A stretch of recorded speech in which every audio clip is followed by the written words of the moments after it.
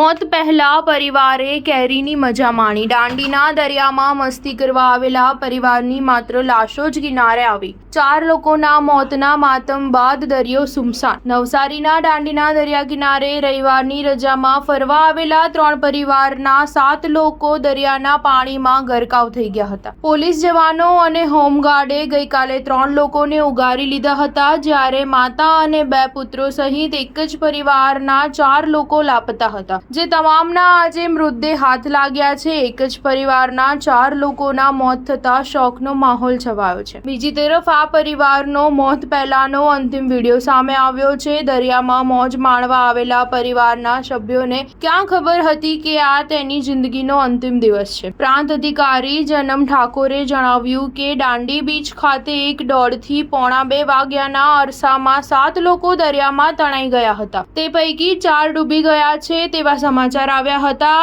આ ખબર મળતા જ ત્યાં જે હોમગાર્ડ ડ્યુટી પર હતા તે લોકો દરિયામાં બચાવની કામગીરીમાં જોતરાયા હતા। 4 લોકોમાં ખડસુપા ખાતે રહેતા એક કુટુંબના પત્ની અને 2 બાળકો ડૂબી ગયા હતા। તેમને શોધવા માટે નવસારી વિજલપુર નગરપાલિકાના ફાયર વિભાગ તેમજ સ્થાનિક પોલીસની ટીમ કામે લાગી હતી। સ્ટાર ન્યૂઝ 7 હંમેશા સચ્ચાઈની સાથે।